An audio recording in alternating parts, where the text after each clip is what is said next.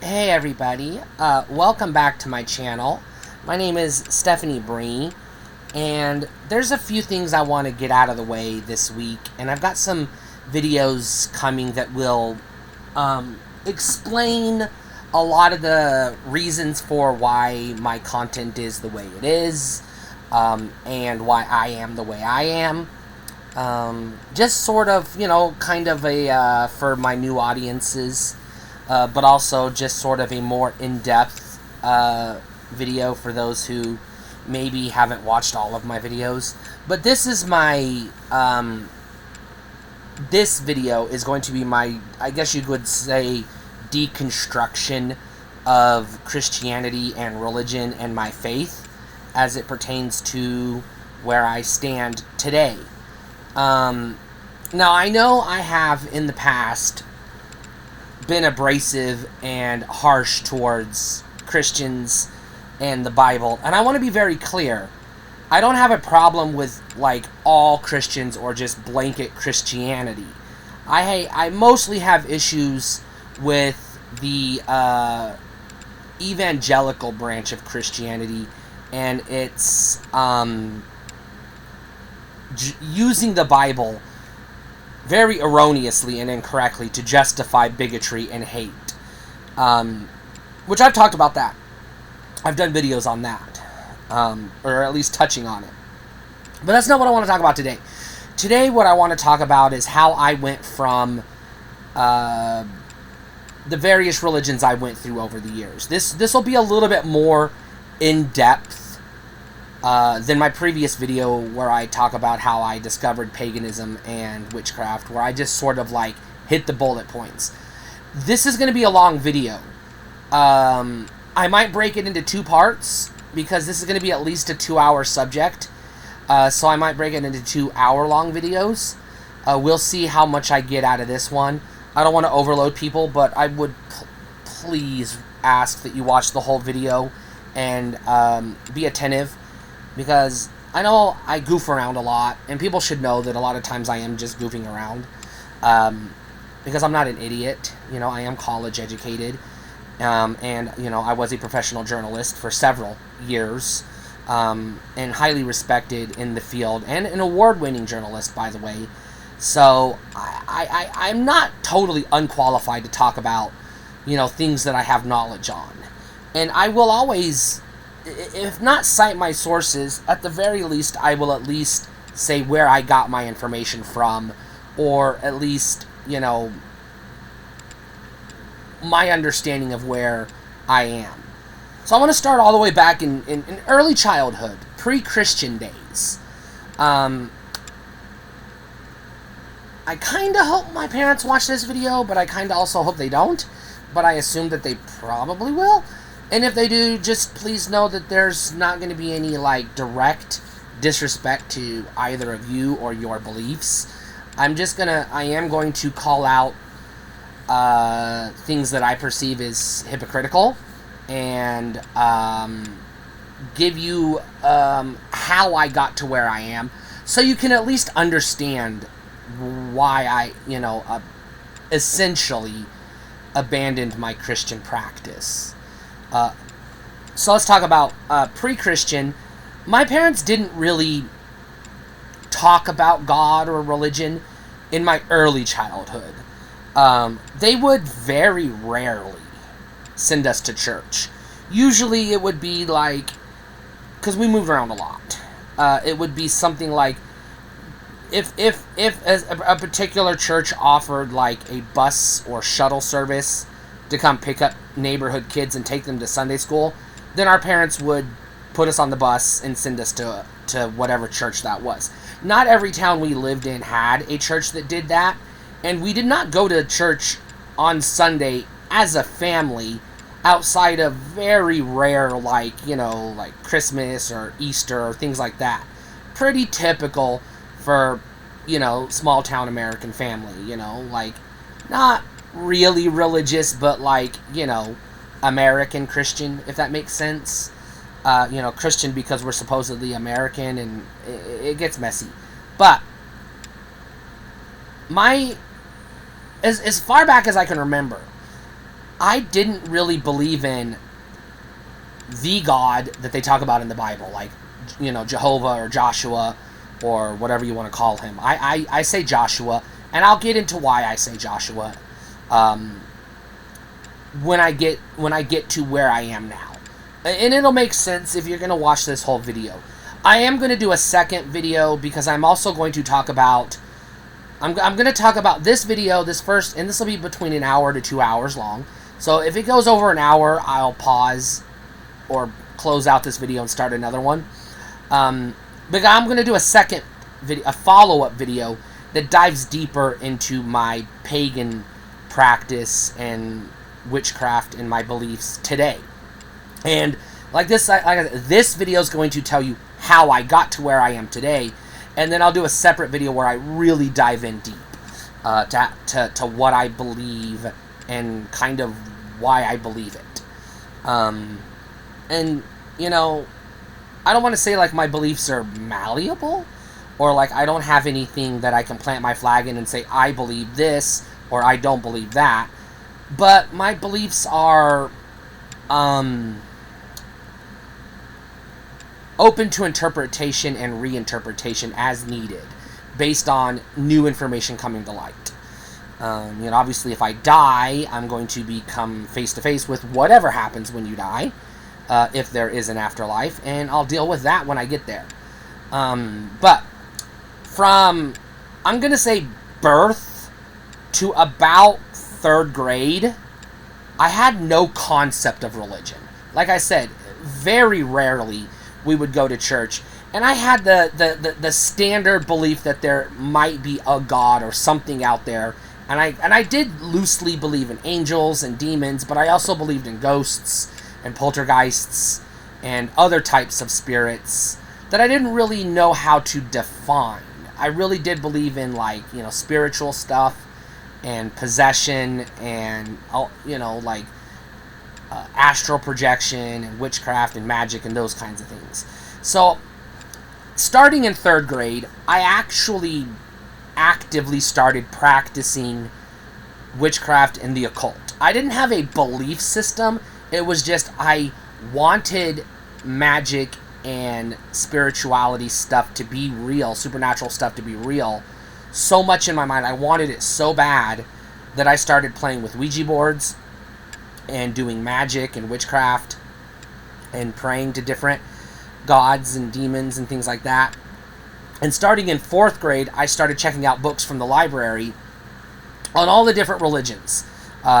Books on, the Greek and Roman mythologies, books on Judaism, books on Arthurianism, the Norse and Germanic religions, and, a little bit on, like, Buddhist mysticism and some of the Native American beliefs. And I just sort of like became fascinated with this idea that everybody across the globe has like such different beliefs.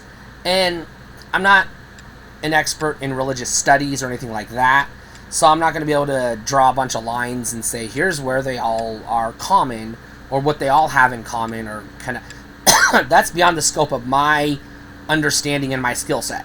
Like I studied linguistics and journalism in college, so I can see the connections between, like, the language families and how, culture and cultural interactions shaped language over time.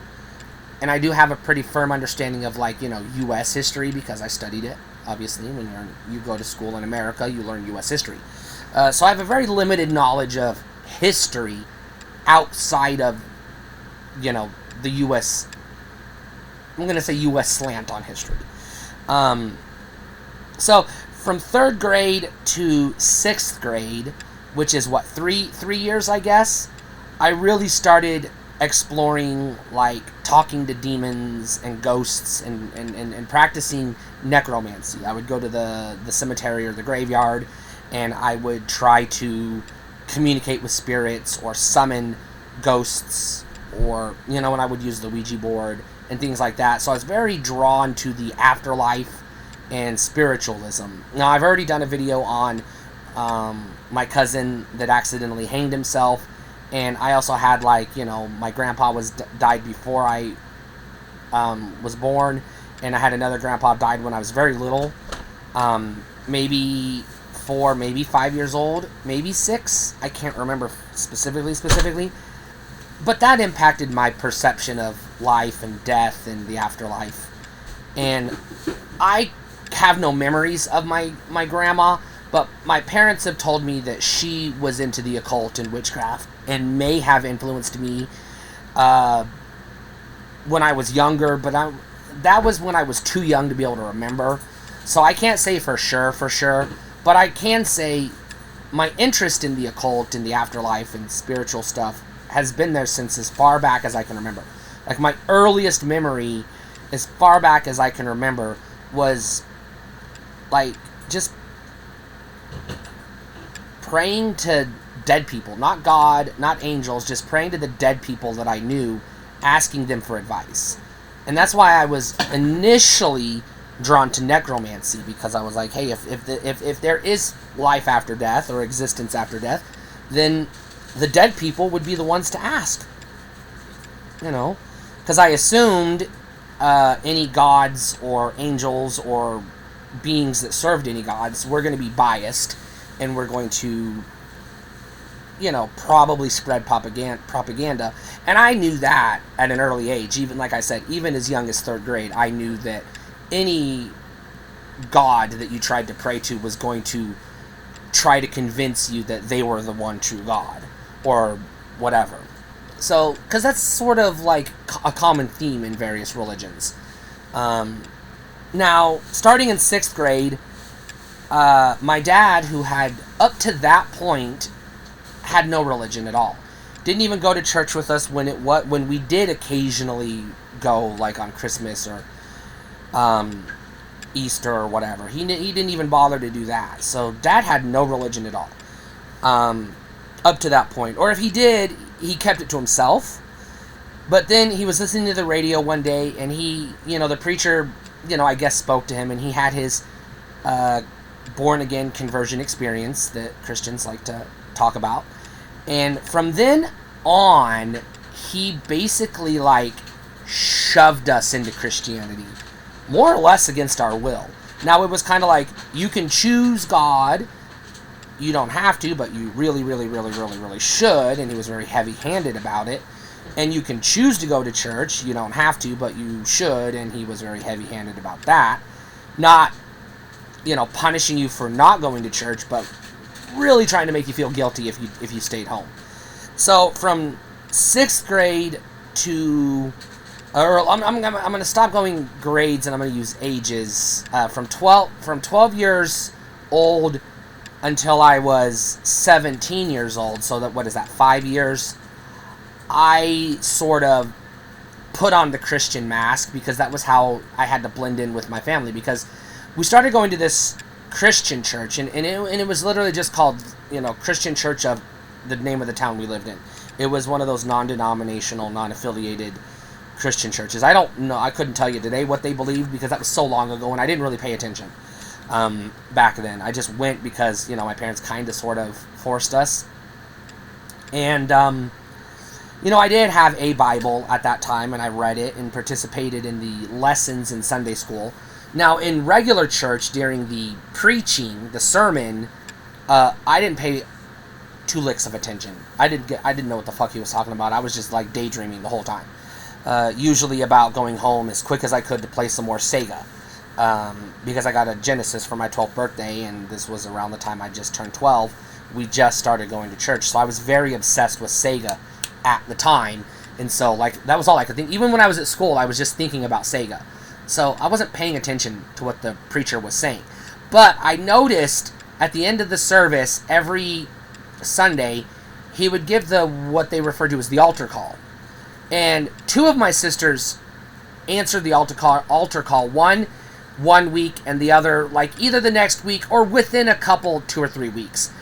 And they were all bragging about how wonderful it felt and everything. And my parents were like, when are you going to go up there? And I didn't feel like going up there, because I was like, I don't know if I agree with what he's saying, and I don't know if I believe what he's saying, and I haven't read enough of this Bible to be able to make up my mind if I want to commit to this. But I went up the next Sunday anyways and said the little prayer, and everybody put their hands on me and did the whole laying on of the hands and crying, and then I got baptized a few weeks later, because that's what you do. And I remember going through the process in the back of my mind thinking, do I really believe this? Is this it? You just say these magic words and you get to go to heaven no matter what you do? And I didn't believe that it could be that easy. Now, there are a lot of Christians that don't think it's that easy, especially Catholics and Mormons and Orthodox. They don't think it's just like, say a magic prayer one time and then that's it. But there's a lot of, especially in America, especially in the evangelical branch, that do believe that. Now, I, at this time, was under the assumption that everybody who called themselves Christian believed the same thing, and they were all just Christian. But I didn't know what that word meant. Now, in the next 2 years, we stopped going to that church because Dad heard something on the radio that made him iffy about that particular church. So then we started going to a Baptist church. Now, at first, it was a Southern Baptist affiliated church, but then we left that and started going to non-affiliated Baptist churches. First, there was the First Baptist Church, and then there was various non-denominational or non-affiliated Baptist churches. When I say non-denominational, I know their denomination is Baptist, but they're not like Southern Baptist or American Baptist or Bible Baptist. They're just like independent Baptist churches that exist in that one community, in that one town, and it's like, 30 to 100 or so believers per, and that's it. And these churches are spread out all over the place, but they don't agree on anything. They all believe, every single one of these they call themselves independent, fundamental Baptist churches. And they all believe that their specific congregation of however many are literally the only Christians on the planet, and everybody else are false Christians. They literally believe that, and that's what they taught us. And I could go into... No, not everybody in those churches believed that or taught that, but that was essentially a core component of their teaching. It was something you were supposed to accept or believe. It was always like, we're the real Christians, and then everybody else are fake Christians.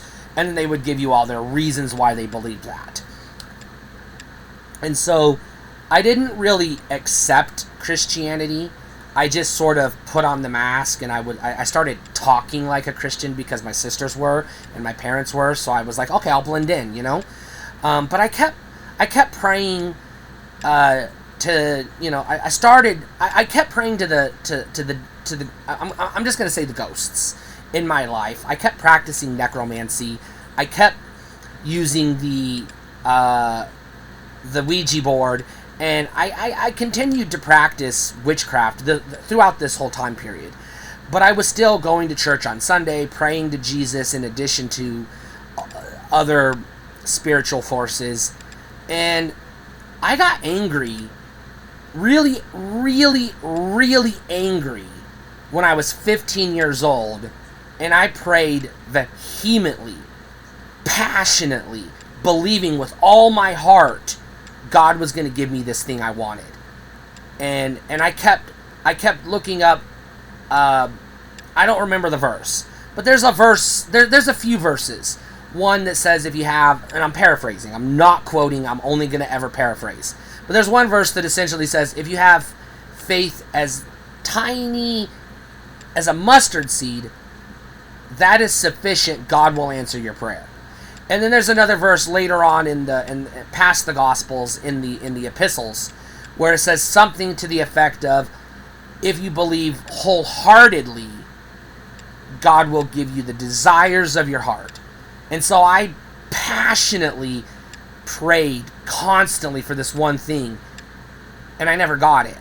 And I got angry at God, and I called him a liar. I said, you fucking said right here, and I pointed to the verse, and I read it, and I was like, you fucking said if I believed you would give it to me, and you didn't fucking give it to me, you piece of shit. And that pissed me off, because it was like, how dare you lie to me? You don't have a right to lie to me.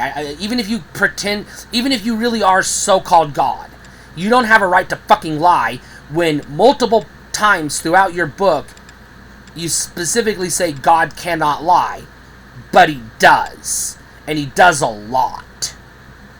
And that made me angry because I was still under the assumption, because of the teachings that I was going to Sunday school and church, I was still under the assumption that it was either because I didn't have enough faith or maybe I did something wrong. So I was feeling guilty, like maybe I sinned.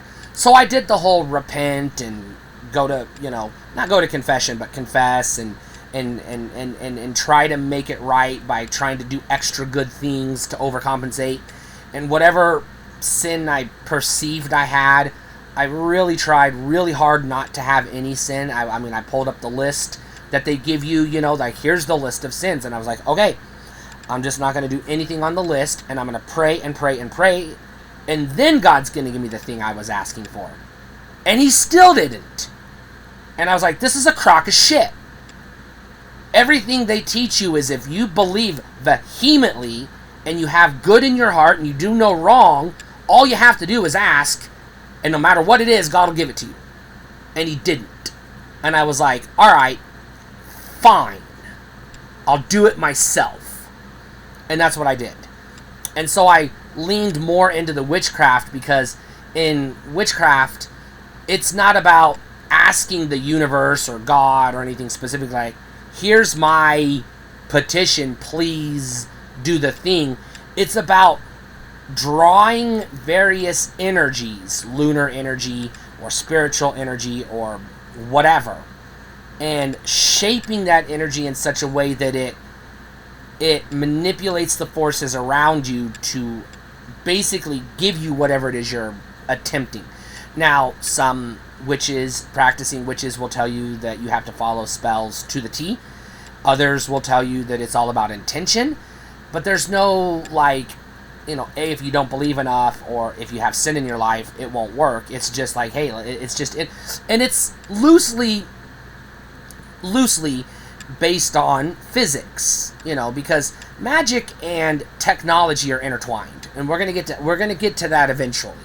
But it's basically manipulating energy and the forces of nature. Now, we as humans, we can manipulate the forces of nature. I'm doing it right now using electricity and radio waves and light and photons to record a video that will be transmitted over the internet to you on your screen, which is using electricity and radio waves and everything else to recreate what I'm saying and doing. That is technically science, but it is also technically magic. There's a famous quote, I don't remember who said it or how it specifically goes, but it's essentially any sufficiently advanced technology will be indistinguishable from magic. And there's a quote in one of the Marvel movies where Thor essentially says, in my world, magic and technology are the same thing. And so there is a scientific basis for witchcraft and magic within the laws of physics. Now, some of it does come down to belief in things that can't be proven or tested, but it's a matter of other people say, if you do this, this will happen, and then you do that, and if it happens, great, and if it doesn't, you find out what you did wrong and try again, or you keep trying until it works.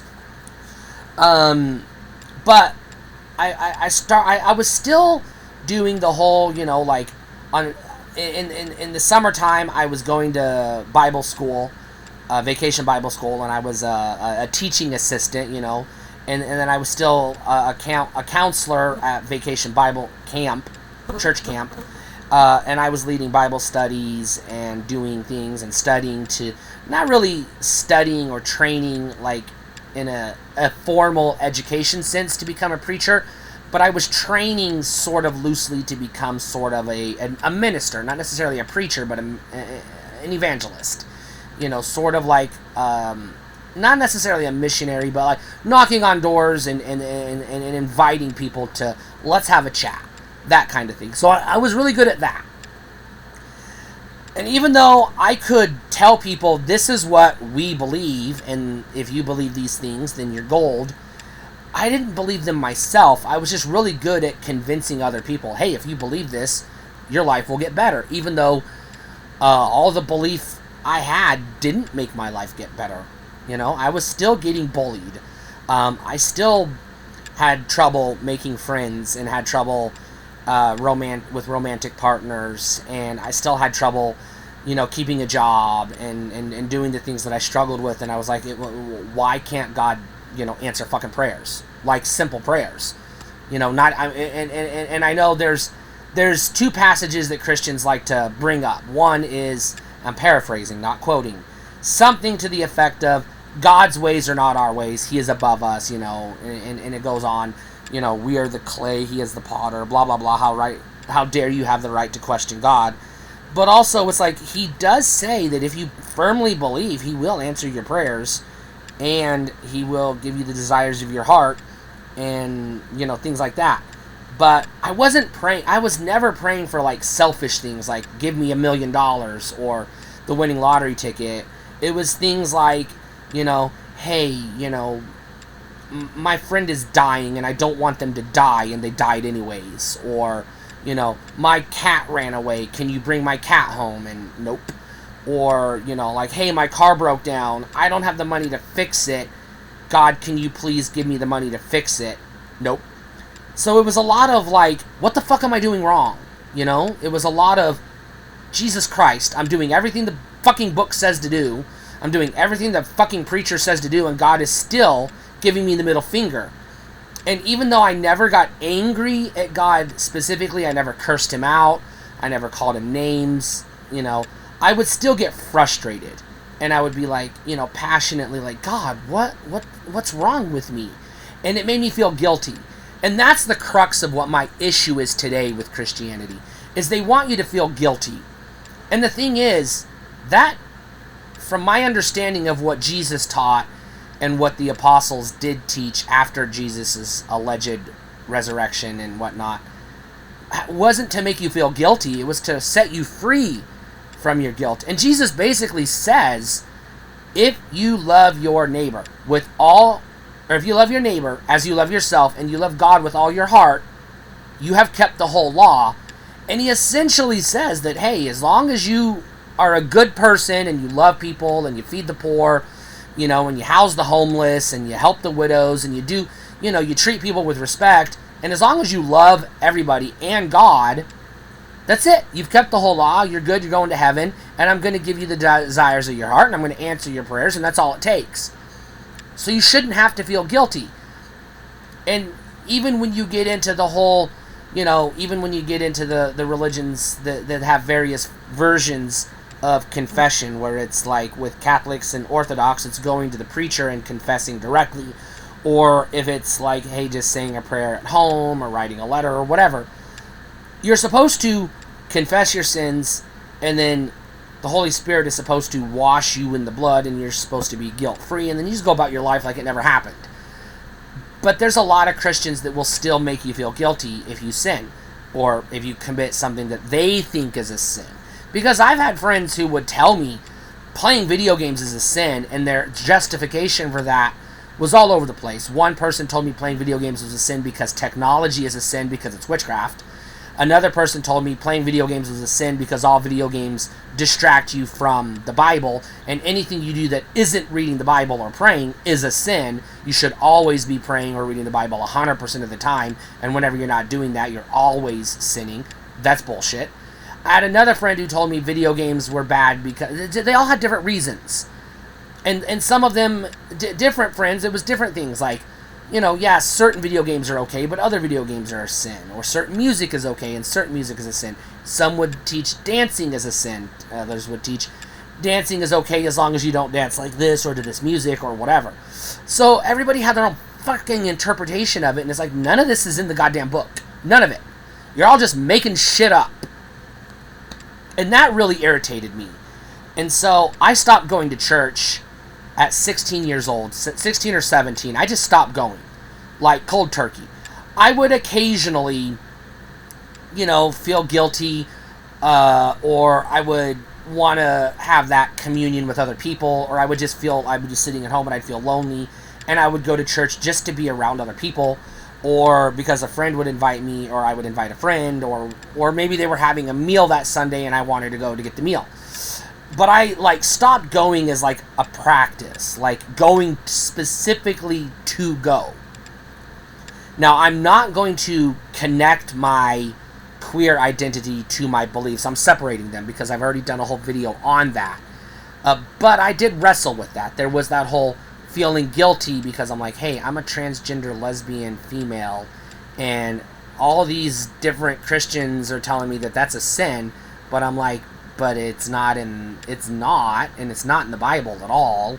And the verses that they try to say tell you it's a sin are in the part of the Bible that the New Testament says is invalid, and we are no longer under, and we no longer have to follow. So it's like you can't use that as a reference to why it would be or should be considered a sin, because we're not under the law anymore. And I would get frustrated because people would say, no, we're not under the law, and the law doesn't apply, and we can eat meat, and we don't have to go to church on Sunday, and we can say goddamn all we want, but you still can't be a cross-dresser because that's a sin. And I'm like, but why?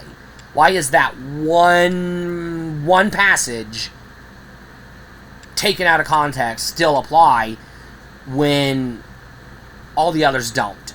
So that frustrated me, but I was hiding in the closet for other reasons too, not just religious reasons, but because, societal reasons, it just wasn't safe or, okay to be trans at that time, and I just wasn't ready to, because I had friends who were trans and friends who were gay, and I was like, I don't want to go through what they go through, because they faced a lot of hate and discrimination and bullying and things, and I was like, I don't want that. I just want people to leave me alone. And so I started to withdraw, not just from the church, but from religion entirely. And I did get to a point where I stopped praying, and I did get to a point where I stopped reading the Bible, and I stopped going to church, and I wasn't even practicing witchcraft for a while. I had no beliefs. I was like, okay, I said the prayer when I was 12. Jesus put the Holy Spirit in me when I got baptized. I'm going to heaven. I don't have to go to church. I don't have to give a shit about any of this. I'm good. They wrote my name in the book. I'm good to go. I don't have to worry about it. And I just sort of like that. I operated under that assumption for the longest time. In 2018, I finally confessed openly, not publicly, but openly to a friend. Privately, but openly to a friend. I had a friend, and I confided in her, and I said, hey, I think I'm transgender. I might be bisexual or biromantic. I use the term bisexual, but I also said, but I might also be asexual. I'm not sure yet, but I'm pretty sure I'm trans. And I sent her an email. I wasn't going to sit down and have a conversation with her. I was terrified to tell her because she was a coworker and a friend of mine. And we lived in Texas at the time, and it was not a good place to be, it's not a good place to be trans. It wasn't then, it's even worse now. But she basically approached me the next day in person at the office, and she's like, hey, let's go for a walk. And I was like, oh, okay. And we sat down at the park bench, and she said, all right, first things first, I'm proud of you. You're brave. Thank you for sharing with me, blah, blah, blah. She was very supportive, and she wanted me to know that. And then she started asking me questions, follow-up questions, like, hey, are you going to start doing your hair? Are you going to start coming out in public? Blah, blah, blah, blah, blah. And I was like, I think so, when I'm ready, but I'm not ready yet. And I told her, you were the first person I've ever told this to. Now, this doesn't really connect to my religion, except for the fact that she was Muslim. And so she was also like, hey, I'm cool with it, even though, yeah, I am Muslim, but let's not, I'm not judgmental, and I don't think people should be, or they have a right to be. And I was just cool with that. My other coworker, when he wasn't working the newspaper, he was a Baptist minister on Sunday. He led a church. He was a preacher. So I was very hesitant to talk to him about it. Because I was scared he was going to be judgmental or preachy. When I did eventually come out to him, not only was he not judgmental and preachy, he was actually like, hey, you know what? I'm not going to tell you how to live your life, and I'm not, we don't judge people. He was like, I'll pray for you, and I'm not going to tell you what my prayers are going to be, but I'll pray for you, and that's it. And I was like, okay, I'll allow it, as long as your prayers aren't, please make him straight again, because it's like, I'm not a him and I'm not straight. But, you know. But I had this belief in the back of my mind that there was still something to this whole spiritual stuff, because on top of all of this, I never stopped playing Dungeons and Dragons. I never stopped reading fantasy fiction, science fiction, watching horror movies or reading horror books. So I always had this persistent belief in the supernatural, even though I couldn't lock it down to specifically Christianity, because I did firmly believe the whole time that ghosts were real, and leprechauns and the Fae were real, and some of these other deities existed, and they didn't fit the mold that Christians claimed that they should.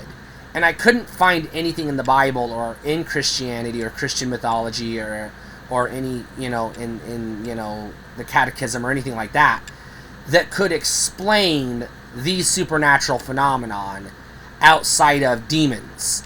And it was like, not everything is demonic, because it's like, anytime there's a Christian comes across something they don't understand or they don't like, they immediately say it's demonic or satanic. Now, there is a subtle nuance between when they call something satanic versus when they call something demonic. And I'm not knowledgeable enough in the nuance to be able to tell you the difference, but I do know that some things were classified as satanic and other things were classified as demonic, and I never could understand the classification, the distinction, or the justification for what fell under which. But I don't know. I will say, in my experience, Christians that I met did not use the terms interchangeably. Some things were specifically satanic, other things were specifically demonic, but no one could give me a definition of which is which. Now, putting that aside, I did have a working relationship, because like I said, I was a practicing necromancer. I never stopped doing that. I never stopped going to cemeteries and playing with the Ouija board, or using the Ouija board, I should say. I never stopped opening myself up to spiritual experiences, and I had spiritual encounters with either ghosts or fae or spirits or maybe demons or some sort of supernatural entities more than once in my life.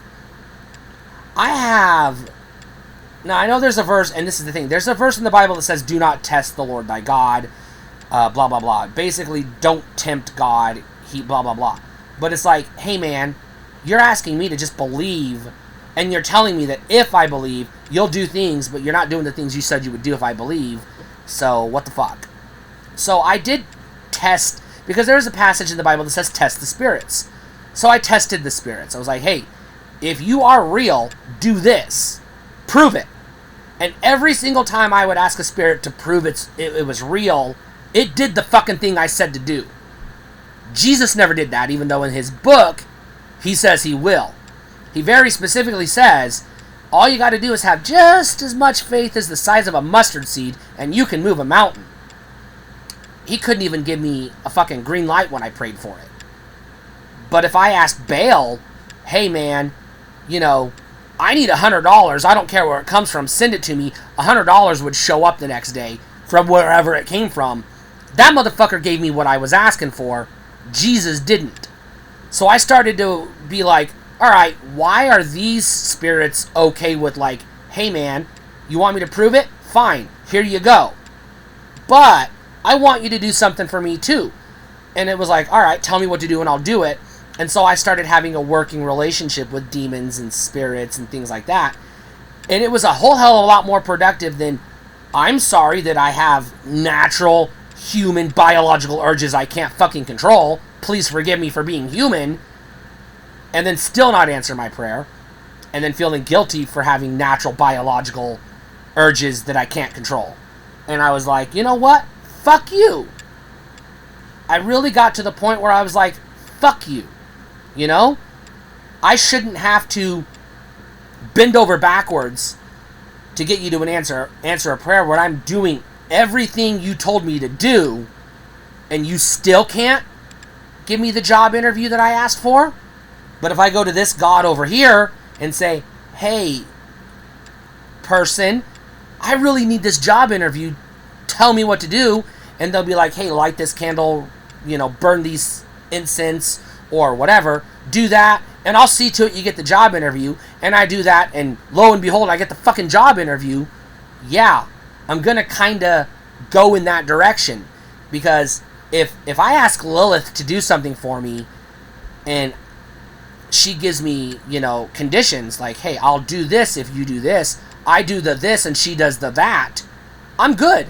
I'm good with that because, hey, she's actually keeping her fucking word. Jesus never did, even though Jesus' teachers, followers, the apostles and the preachers and the priests and everybody else will tell you Jesus can't tell a lie, but he fucking did all goddamn day long. And I'm like, dude is a lying sack of shit. Why am I supposed to believe the fucking liar over the people that are going to be like, you know what? I have limits. I'll ask somebody like Baal. I'll ask Baal, hey, can you do this for me? And he'll be like, I don't have the ability to do that. Or, who the fuck are you to ask me that? Because he is like a higher being. And he's like, hey, you know what? That's not my fucking problem. Obviously, he doesn't use this language, but he has limits. Not just on what he can do, but what he's willing to do. Or, things like that. And I'm just using Baal as an example.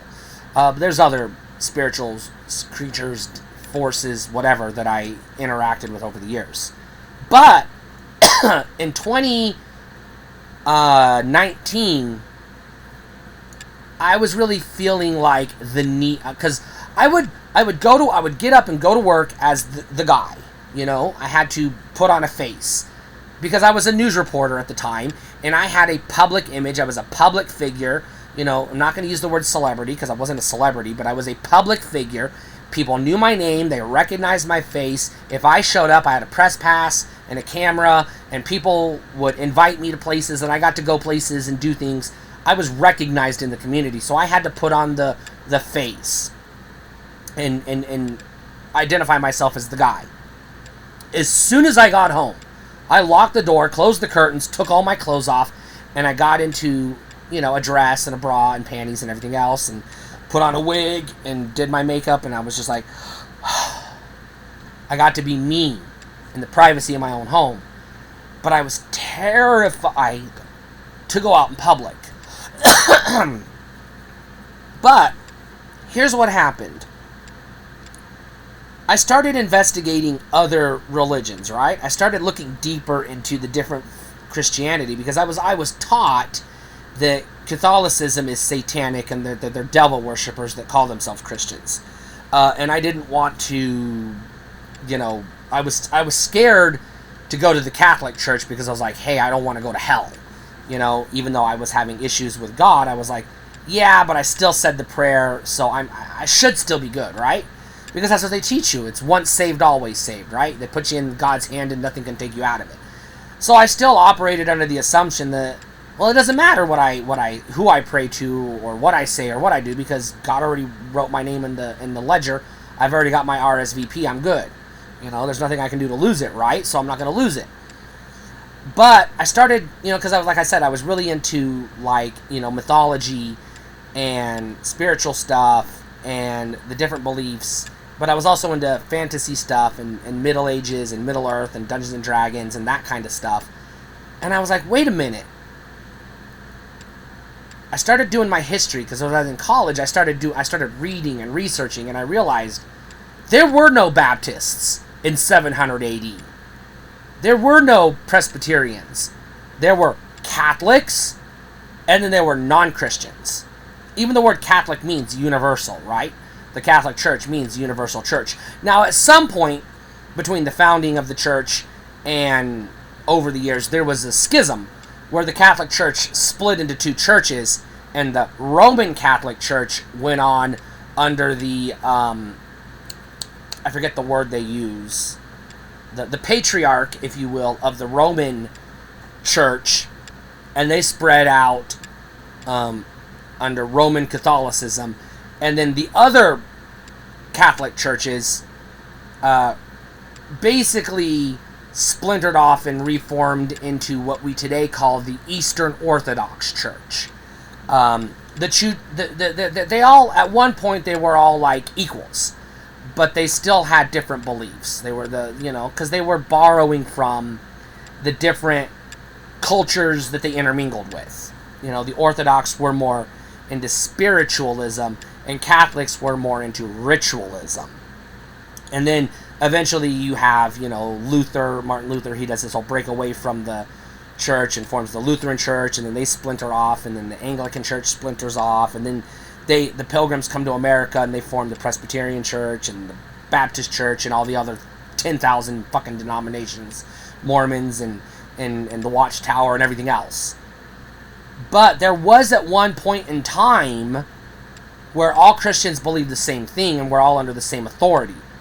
So I started looking into that, and I had this belief that if I got into the Catholic Church, God would accept me, and then he would start answering my prayers. If I did the right rituals, and I said the right prayers and the right words, maybe then Jesus would pay attention to me, and he could, quote, cure me of being trans and gay and everything else. I was like, maybe he could.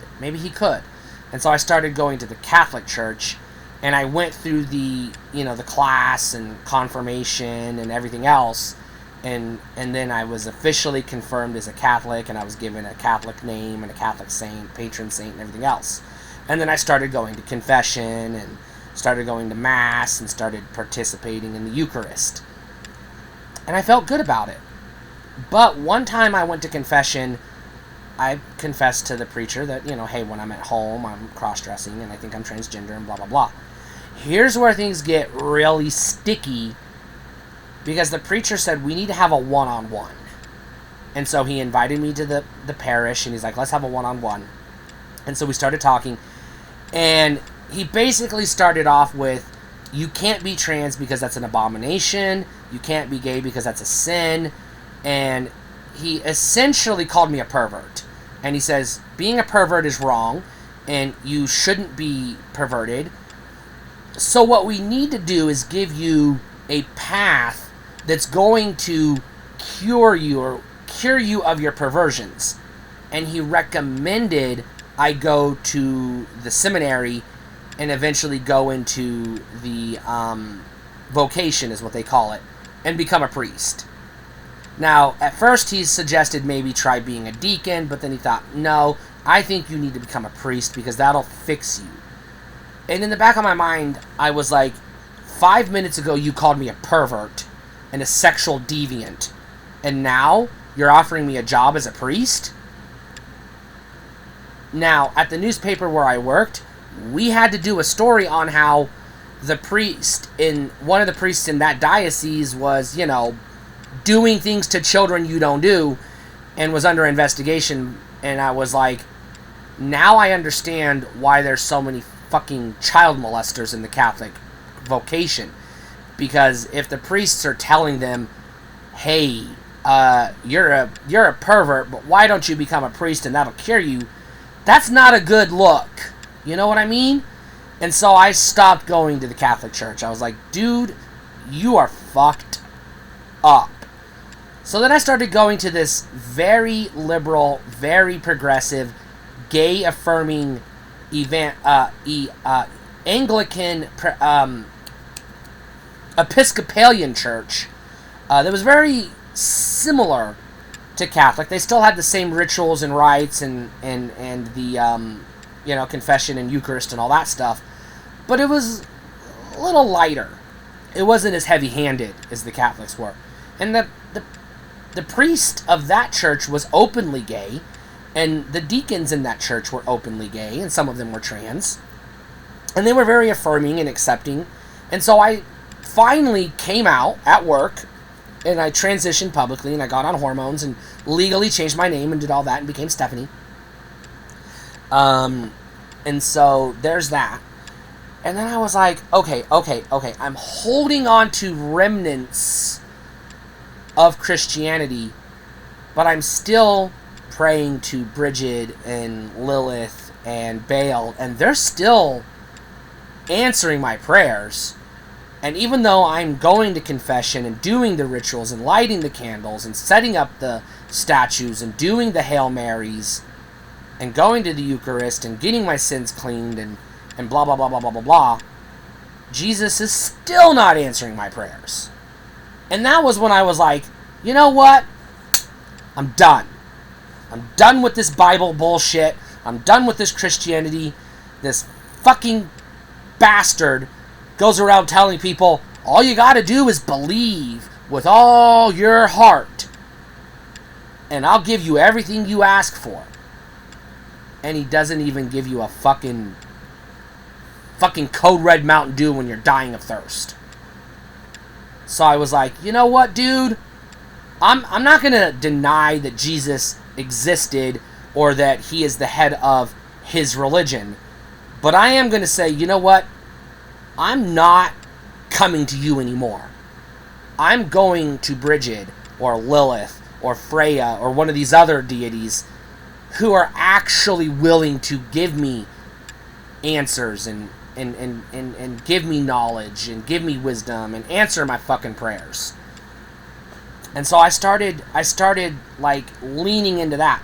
And I'm not going to go above and beyond my station in life. I'm not praying for or lighting candles or doing rituals or spells to get the winning lottery ticket, because I know that everybody's praying for that, and if I got it, I would be selfish, and maybe the other person that gets it would be less selfish. So maybe the universe or whoever is in charge of that knows to give it to somebody more deserving than me. So I'm not going to ask for the winning lottery numbers, because I know, realistically I'm not going to get it anyways. But I will do spells and rituals and prayers and make offerings to various goddesses and deities and I'll just say spirits for different things that I believe are within the scope of what they're willing to do according to my station in life and my relationship with them. Like, there are certain things that I know. I have 12 deities that I go to. And I'm going to come back to Joshua in a minute, because I know I've said a lot of things about him that have really pissed off any Christian that's watching this. And you know what? I'm not sorry, because you're going to have to come to terms with the fact that he's not answering your fucking prayers either. You know what I mean? You're going to have to face that fact, and you're going to have to come to terms with, why do you always have to feel guilty for being a human being? You know what I mean? So let's put that aside for a second. Let's just put that aside for a second. So, 2021, I did a very... It was on the holiday of Maybone. It was the fall equinox. I did a very involved ritual that involved... I'm not going to get into the details. It was an hours long, very involved ritual where I opened my mind and my heart, and I invited any spirits or gods or demons or spiritual forces that are willing to answer my call. I opened it up and I was like, talk to me. And the ones that did, I wrote down their names, and we had conversations like, all right, what do you want from me? What are you willing to give me in exchange? Or what are we going to have? What's our relationship going to be like? And I don't want it to just be like, hey, I need money for, food. What do you need me to do so that you'll give me food? No, I want it to be like, hey, tell me about you. Who can I tell about you? You know what I mean? Or what are your needs? You're a goddess of, trees. What can I do to make trees happier so that you'll be happy with me? And then what are you willing to do in exchange for that? Like, give me clean air? Or are you willing to let the sun shine over me, but like a nice cool breeze so I'm not sweating to death? Where are we at? What's our relationship? And I'm going to be honest with you, most of the time when I do get responses, they either come in the form of visions or dreams. And I say dreams, I mean like I go to sleep at night and one of these gods or spirits or demons or whatever will appear to me in the dream and will either talk to me or guide me or show me something. And that night when I opened myself up, several deities responded, a couple of what I would say are demons responded, and a spirit animal responded. Now, I was watching YouTube videos on the Greek religion and the Roman religion, and I liked the term what did they call it? Dodecatheist or something like that. Basically, somebody that believes in the 12 gods of the Roman pantheon or the Greek pantheon. It's more or less the same pantheon, but they just have different names. Basically, the Olympians. Zeus and Astraea and all of those. The ones Hades and the ones Pan, I think, is in there. So, but I also started praying to some of the Germanic and Norse gods and some of the Celtic and Gothic gods. And so I compiled a list of the 12 deities or major spirits that responded. And so I have the list right here. And I'm going to give you a... Hold on, somebody sent me a text. Oh, don't need that. So I basically got into the whole... Alright, where are we at with each one? Because each one gave me a different... something different. So the first is Bridget. I've done a couple of videos on Bridget. She is my mother goddess. When I pray to the mother goddess, she's the one I'm praying to 98% of the time. It's mostly going to be Bridget. Now, she's a goddess of art and craftsmanship and, like doing things with your hands. And she's also a fire goddess, a goddess of the heath and the home. She's a triple goddess. She's a very involved goddess, but she's also a peace-loving goddess, but she's not war when necessary. And she exists in 3 different religions. She exists in the Celtic pagan religion. She exists in Catholicism as Saint Bridget, same person. The Catholics can eat shit if they don't accept that. It is what it is. And then she also exists in Haitian voodoo as one of their... I use the word goddess, but that's not the word they use, but it's more or less the linguistic equivalent of a goddess. They have a specific word, but I don't remember it off the top of my head. But she does exist within Haitian voodoo as well. And some of the Creole voodoo as well. Now, these might be 3 separate entities, but I believe that it's one person who just travels the world and, adapts herself to the different people that are willing to accept her. My second goddess is Lilith. Lilith comes from 2 major religious mythological backgrounds. First, there's the, I want to say Babylonian, but it might be Sumerian, but we're just going to say Middle Eastern, pre-Muslim, pre-Christian, pre-Jewish Middle Eastern religions. She comes from that background where she was recognized as a goddess, and she's a goddess of love and sex and femininity and a whole bunch of other things. But she's sort of also been co-opted and intermingled with the Israelite and later Jewish, Judaic Jewish religion,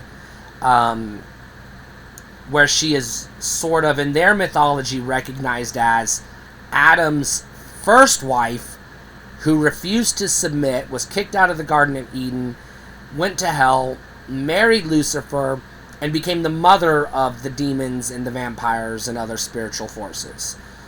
It is my understanding in my communications with Lilith that she is very cold towards Christianity and Judaism and all of the Abrahamic religions.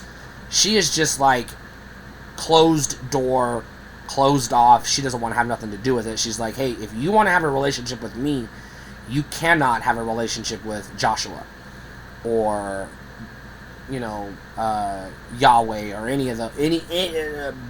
anything in that family of religions.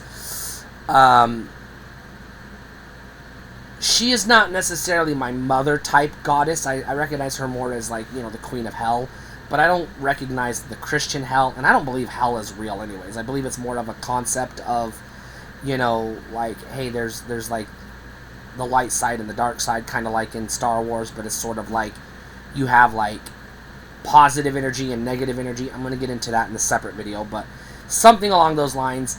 And Lilith is kind of more like, my understanding, no disrespect to Lilith, I'm going to put this out there because I'm sure she's listening. My understanding is she's not an evil deity. She is sort of more of, I would say, not chaotic, but she's more of a free will kind of type, but she's also like, hey, she's pro-sexual liberty. She's very, like, responsive to people who are open to, very liberal sexual experiences. And she does draw upon sexual energy, and she is the mother of all demons, including the succubus and the incubus. And so I'm going to step back for a second and kind of talk briefly about my relationship. I did refer to Bridget as my mother goddess. My specific relationship with Bridget is she's the goddess I pray to every day, or more or less every day. Sometimes I don't really need to bother her, and if I don't need to bother her, I won't. I'll light a candle to her, or I'll leave her some sort of offering, or I'll just be like, my mother goddess, I love you and thank you for being in my life, something like that. Or if I'm in a position to tell people about her, I will, because I want people to know who she is, so that she gets pleasure in knowing that people know about her. Lilith is kind of like not necessarily a mother type. She's sort of a feminist, I don't want to say motherly type, but kind of like lesbian elder type, trans elder type. She's like sort of like an, what's the word I'm looking for? Like a mentor type. She watches over me and she'll protect me insofar as I keep to the terms of our agreement. Because Lilith and I have a very specific agreement. Bridget and I, we have a more of a mother-daughter relationship, so it's kind of like, sometimes I'm going to disappoint her, sometimes she's going to disappoint me, and we reconcile as needed. Lilith, my relationship with her is more of a, you have a issue with Christianity, I have an issue with Christianity, I'm willing to explore certain types of sexual energies and offer those to you if you're willing to respond with giving me guidance in these regards, or letting me experience these things I want to experience. And she's usually pretty receptive to that. My third goddess is Gaia. She comes mostly from, and I'm going to get into how I interconnect them all, because I do believe they are all interconnected. That's going to be in the second video. But, like I said, this is going to be between an hour to 2 hours long. We're at an hour and 3 minutes now, but I have to go through this list. This is important. Gaia is originally, or more accurately, most famously known as one of the Olympians. She's the goddess she's the spirit of Earth, the mother of Earth. And so she's recognized as, the chief goddess among goddesses, the mother of all goddesses. Now, some of the other non-Greek, non-Roman, or Olympian religions, or pantheons, if you will, pagan practices, because religion is a funky word.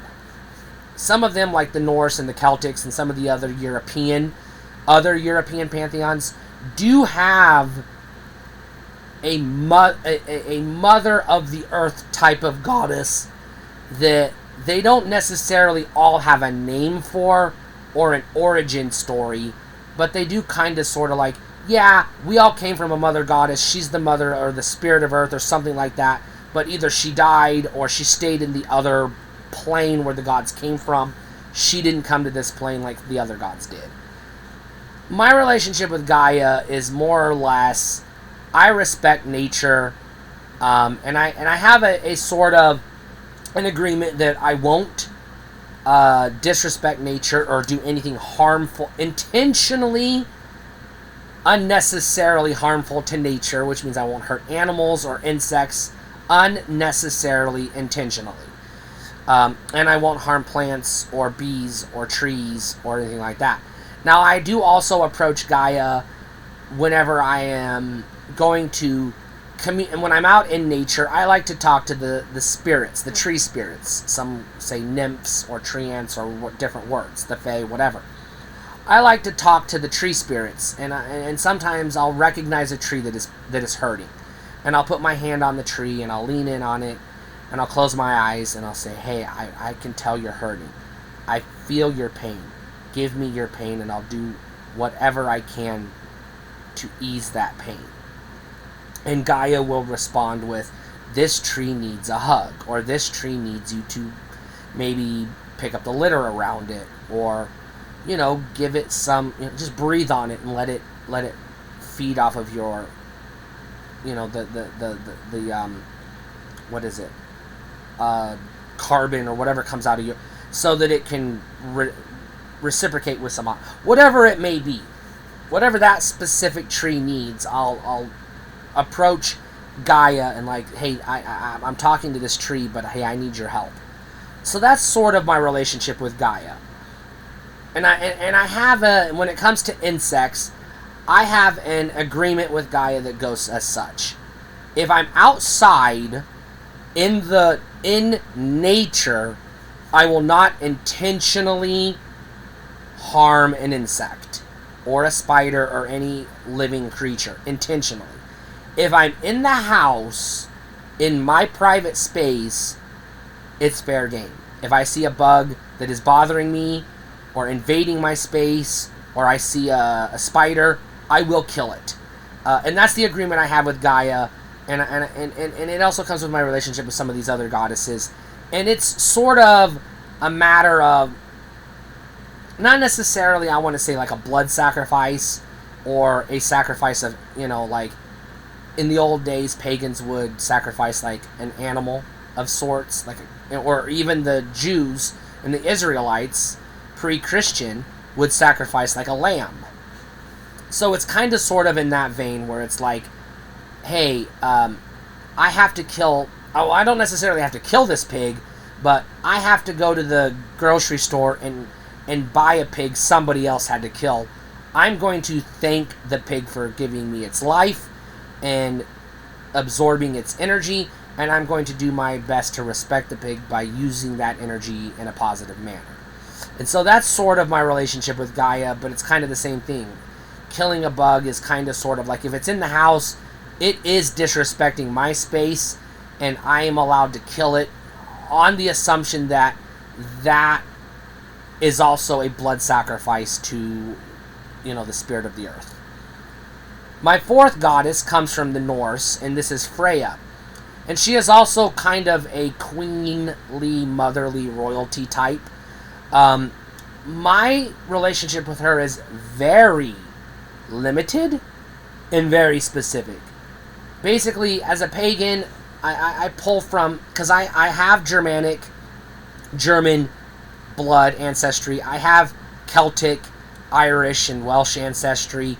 I have some possibly French and maybe English. Well, some for sure French, maybe English ancestry. And I have some Native American ancestry and some European, quite a bit of European ancestry. And I am under European colonialism. I live in the United States of America. So I have a connection with various different religions, pantheons, that are interconnected to my cultural and familiar heritage. So I was very specific in trying to find goddesses that were within that heritage, because I don't want to inappropriately appropriate a religious being from a culture that I don't really belong to, like Hindu or Navajo or Aztec or whatever. Freya, I feel like she comes from a different dimension than the Olympians, and so she sort of, her people are over the, the Germanic people and the Norse people, mostly the Middle European, Central European peoples, and also Western European, the Anglicans, Anglo-Saxons, they're Germanic, the English, and over here in the United States, a lot of us have some sort of German ancestry, either directly through Germanic peoples or indirectly through Anglo-Saxons, or intermingling with Anglo-Saxons and the Irish and the Celtics and the Welsh. But anyways, I recognize the Wheel of the Year, but I also celebrate Germanic religious holidays. I still celebrate some religious holidays, the Christian holidays that were borrowed from other pagan cultures and brought into Christianity by way of, the Catholic Church and then its descendants, like the Lutherans and the Anglicans, etc., the Baptists, etc. They're all descendant of the Catholic Church, the Roman Catholic Church, whether they'll admit it or not. That's okay.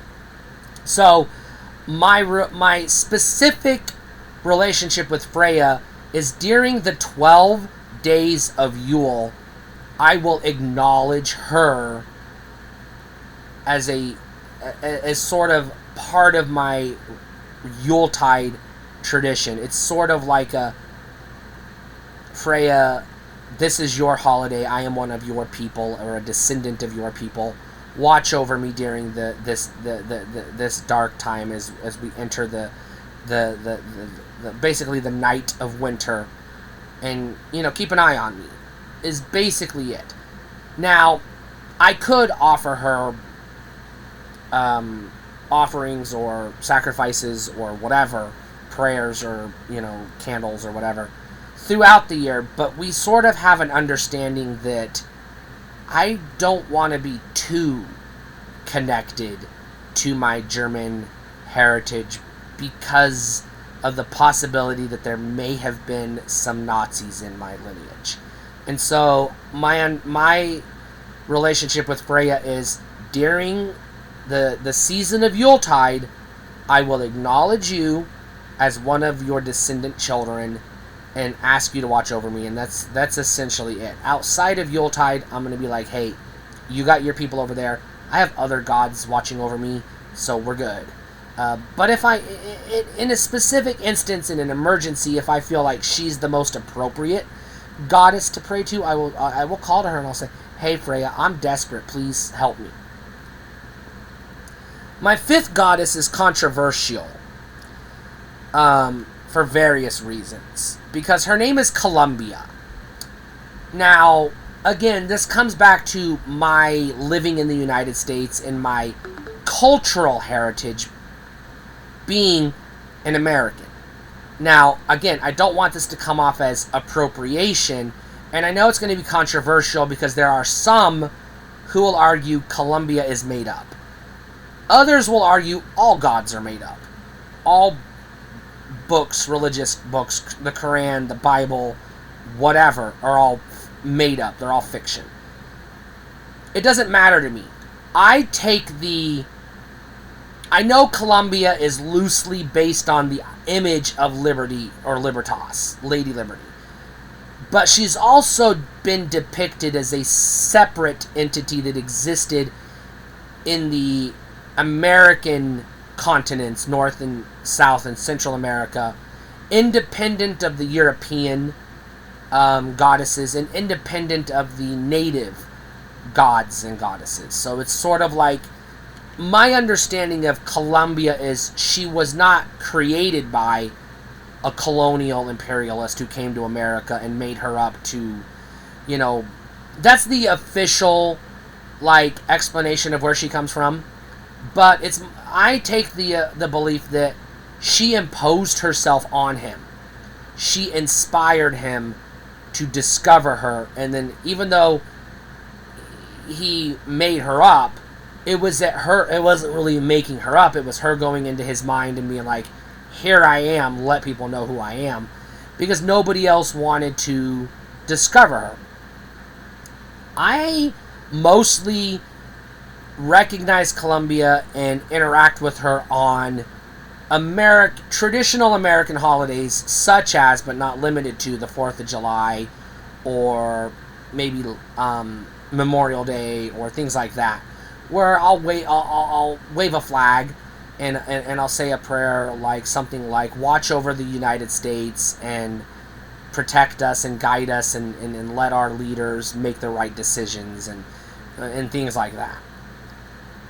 I will only specifically make sacrifices or offerings to Columbia on in my religion, because I'm American pagan is my specific religion, which I'll talk about that in the next video.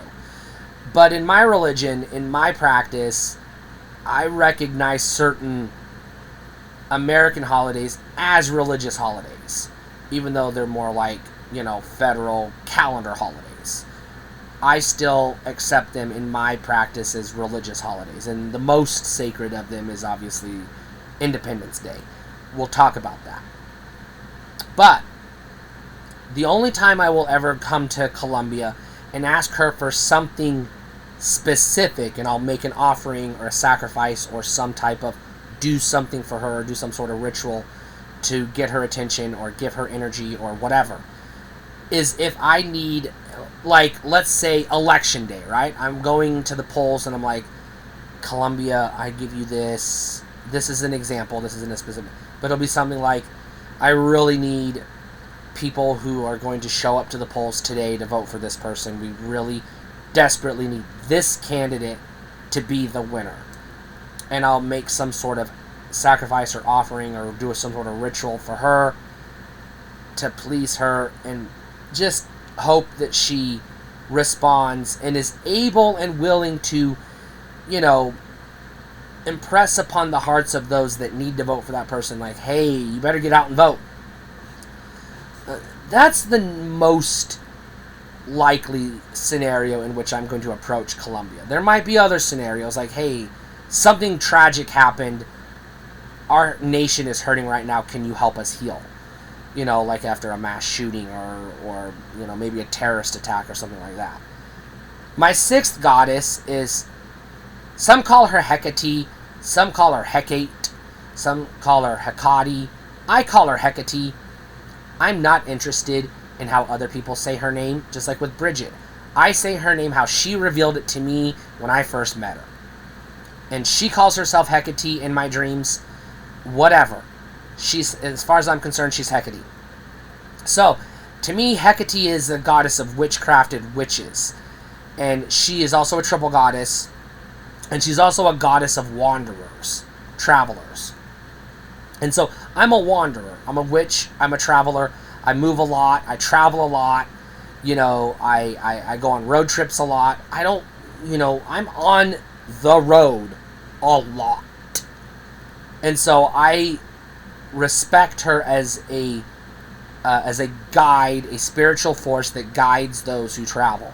So anytime I'm going out of town, whether it's to another town nearby, or another state, or on a long road trip, or I'm moving across country or whatever, I will perform some sort of ritual, or some sort of sacrifice, or some sort of, offering to Hecate, and request that she not only watches over me and gives me safe travels, but also guides my way and helps me find the most safest way to go with less traffic, and maybe open my path to nice little detours for, some sightseeing or tourist thingies along the way, if she so chooses and obliges to do so.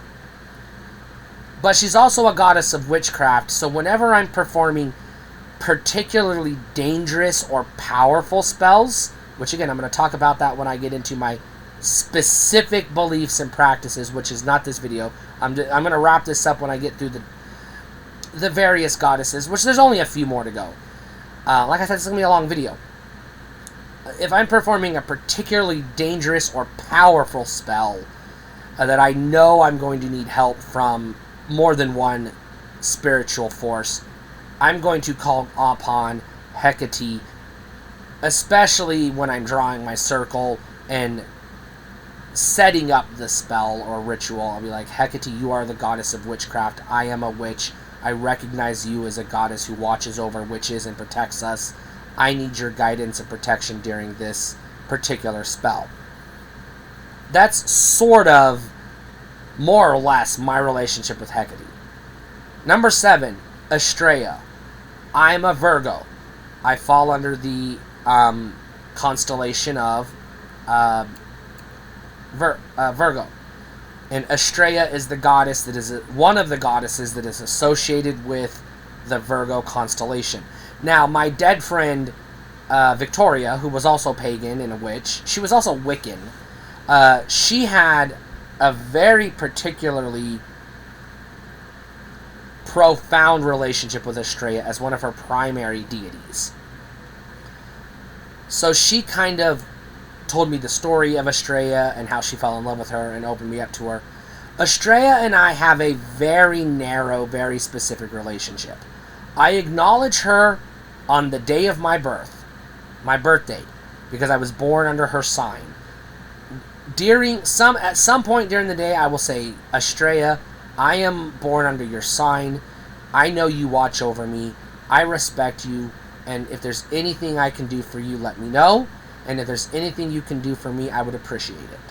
And that's sort of my relationship with her. I only approach her either on my birthday or if something major catastrophic happens in my life and I'm desperate for comfort. Like if a close friend dies, obviously I'm going to reach out to Bridget first and ask my mother to comfort me, but I might also call upon Estrella and be like, hey, this was one of your people, like when Victoria died, and I'm like, hey, I know she went through hell. I'm begging you to please see that she gets to the right place when she goes where she goes, and give me comfort. Number 8 is Joshua. I've already talked a lot about, Joshua is my word for Jesus. I've already talked about my upbringing in Catholicism and Christianity and Baptist and everything else. So, what's my current relationship with Joshua? Well, I've said a lot of mean things about him and called him a liar and a bastard and other stuff in this video. So I'll have to reconcile that between me and him in the future at some point when I'm like, hey man, I'm sorry, I didn't really mean all that stuff, or whatever. We'll come to terms, him and I, on my own time when I'm ready to face him. But here's my understanding of Joshua. And I'm going to really get into this in a future video. But Joshua is not the only God that exists. Yahweh is not the God of gods, the King of kings, the one and only God. I can say that definitively. He cannot be. And I can say that definitively because the Israelites had a polytheistic pantheon that included Yahweh and Baal and a bunch of other gods, including Beelzebub and some others, and Lilith among others. And then they slowly, over time, made him their chief or primary god. He handed down the 10 Commandments, and the commandment number 1, I am a jealous God, jealous of other gods. You shall have no other gods before me. So he's very specific. He's telling the Israelites, again, the 10 Commandments and the Judaic law, the Levitical law, does not apply to me and you today. It only ever applied to the Jews before Jesus came on the scene. Okay? Or current practicing Orthodox Jews today who believe it. They're still under it if that's their current belief, because they don't believe in Jesus. Now, Jesus or Joshua, Yahweh, I'm going to say Joshua, very specific, because he's 3 gods in one. So whenever you say Jesus, you're also talking about God the Son, the Father, and the Holy Spirit. Because in the Christian mythology, he's one God in 3 separate forms. So he's a triple god. Okay? There are triple goddesses and triple gods in other religions and pantheons. But the things that Jews today believe about Joshua, and the things that Christians of all denominations today believe about Joshua, and the things that Muslims and Mormons and Jehovah's Witnesses and other post-Judaic resurrection Abrahamic religions believe about Joshua all come from Middle Eastern influences.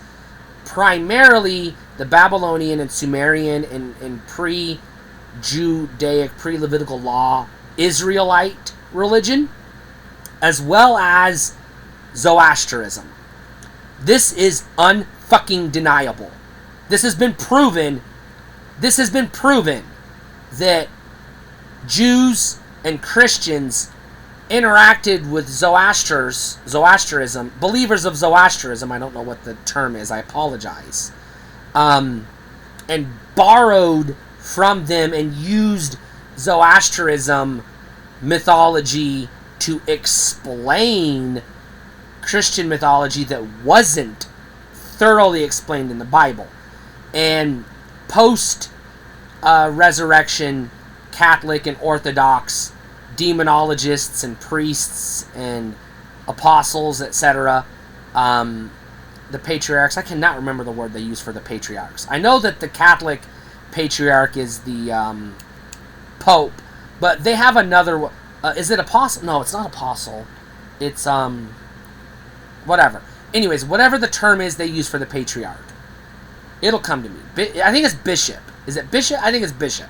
Anyways, they all studied Zoroastrianism and used that there in the Sumerian and Babylonian religions to say, well, this is how they explain demons and hells in the afterlife. Because all the Israelites had the land of the dead. They called it Sheol, the land of the dead. And Christians had a vague early Christians, let's clarify, the early Catholic and Orthodox Christians, before they were reformed in the 380s under Constantine and structurally legitimized, before they were structurally because there were different branches of Christianity even at the very, very beginning. But here's the thing. They all introduced some different concepts of hell at that time. Before Paul and Peter and the other apostles wrote about hell in the epistles, in the back of the Bible in the New Testament, there was no understanding of life after death. It was, you went to Sheol, the land of the dead, and you may end up in what is referred to as Abraham's bosom. They had no clarifying explanation for what is Abraham's bosom.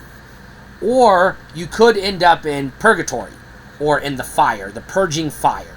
Jesus talked about purgatory. It's in the Bible. So when Catholics talk about purgatory, that's in the Bible. The Bible is a Catholic book. The Baptists try to scrub all the Catholicism out of the Bible. You can't do that. Even if you take the apocryphal books out of the Bible, which is what Baptists do, to try to get away from, so they can go like, well, that stuff's not even in the Bible because those books don't count.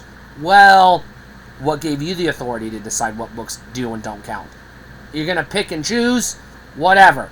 So, the Bible is a Catholic book, and it supports 100% Catholic and Orthodox theology. It does not support Baptist, American Baptist, and Southern Baptist theology.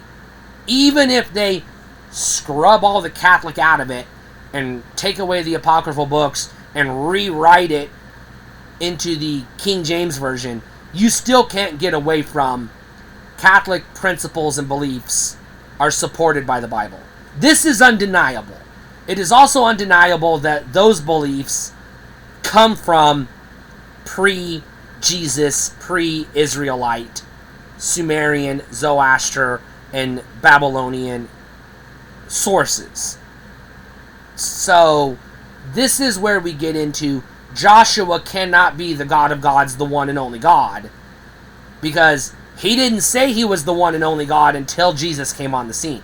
Prior to that, he was just like, hey, I'm a jealous motherfucker. Worship me over other gods. And also, don't make idols of other gods. Or graven images is what he said. So he was just like, you know, you can pray to other gods if you want. Just make sure you pray to me first.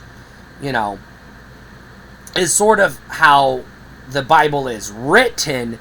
Whether people want to accept that or not, that's the goddamn fact. The next goddamn fact, and yes, I'm saying goddamn on purpose because the Ten Commandments say, thou shalt not take thy Lord's name in vain. I'm using the Baptist King James Version because that's what I was raised under. So that's how I can quote it. If I'm going to quote the Bible directly, it's going to be a King James quote because that's what I know. If I'm going to paraphrase, I'm just going to be like, hey, the Bible says don't say goddamn. Now, some Baptists will say the Bible says not to curse at all, but they can't clarify or define what does it mean to curse. But we're not getting into that right now. We're going to set that aside. However, the Catholics, the Baptists, the Orthodox, the Mormons, you name it, all Christians across the board believe that Jesus fulfilled the law and the Ten Commandments and the Levitical law is null and void and no longer applies.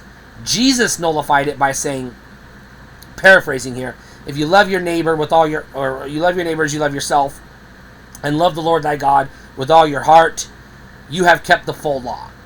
Jesus also, or Paul, maybe it was Paul or Peter, one of the epistles says, if you've kept one part of the law, you've kept the whole law.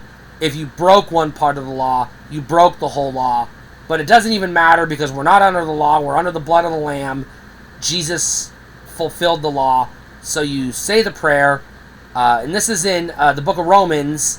If you believe with all your heart and confess with your mouth that Jesus is Lord, you will be saved, is what it says. I'm paraphrasing. I could dig up a Bible if I wanted to, but it essentially says, say the magic words, and your name is written in the book of life, and you're washed in the blood, and once you're baptized, the Holy Spirit comes into your heart, and you're transformed into a new creation. Okay, this is Christian theology. Now, my current relationship with Joshua is, hey man, look, you lied to me, but I'll forgive you for lying to me if you'll forgive me for calling you an asshole. Deal?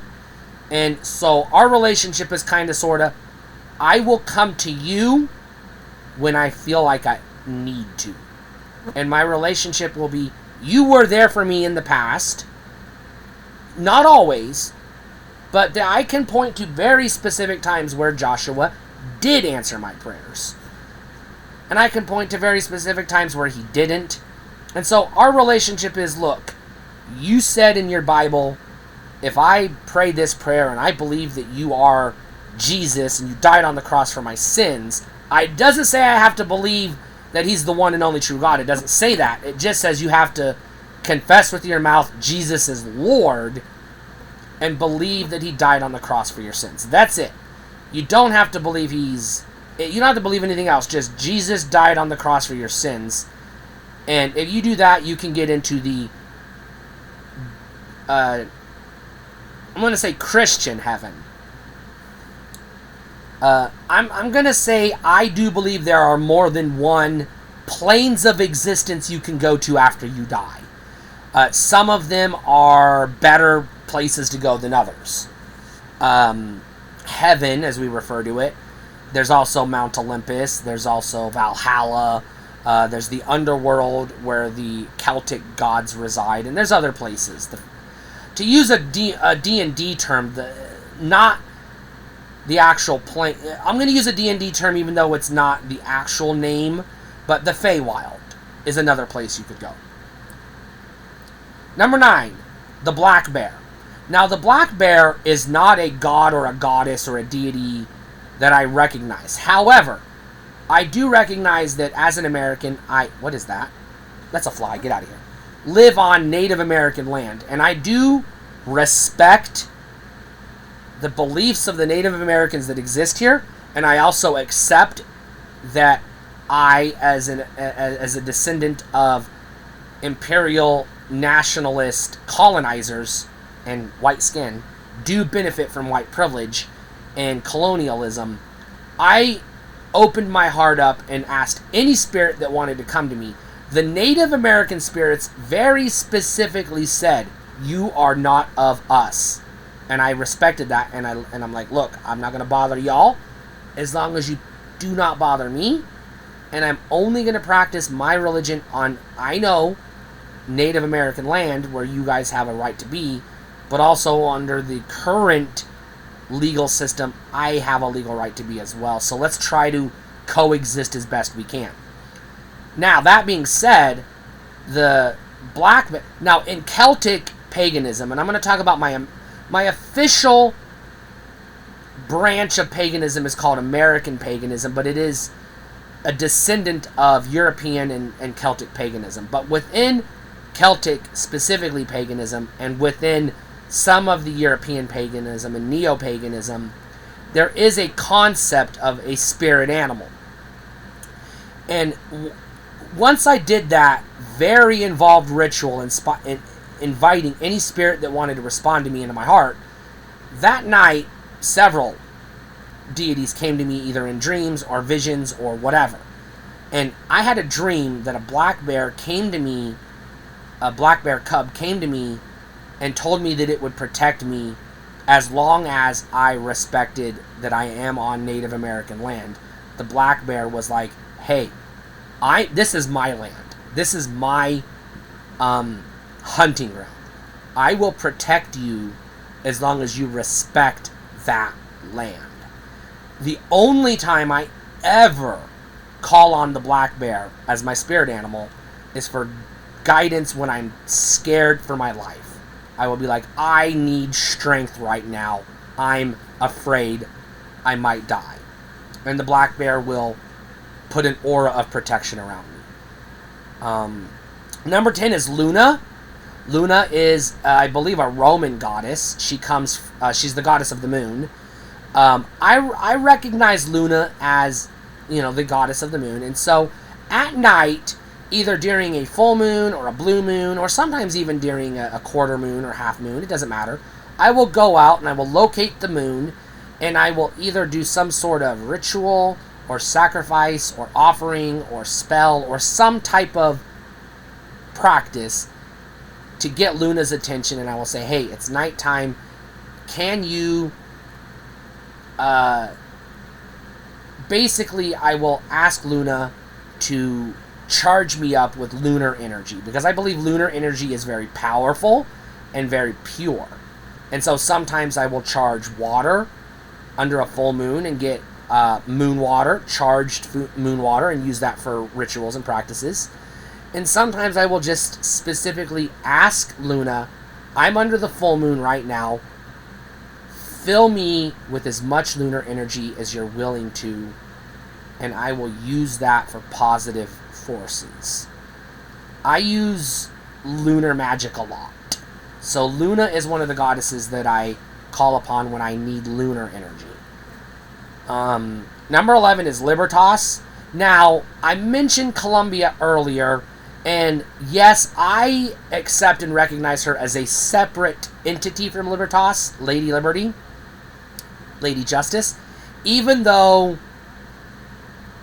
some will argue, especially based on her appearance and her usage in American historical usage in American literature and propaganda, yes, government propaganda and imagery, that she is based on Libertas. I accept that. But I also, in respect to that, and also respect for the law and government and law and order and justice specifically, I do respect Libertas as the goddess of liberty and justice. Now, as an American, I call upon her as sort of in addition to, not necessarily interchangeably with Columbia, but sometimes I'll be like,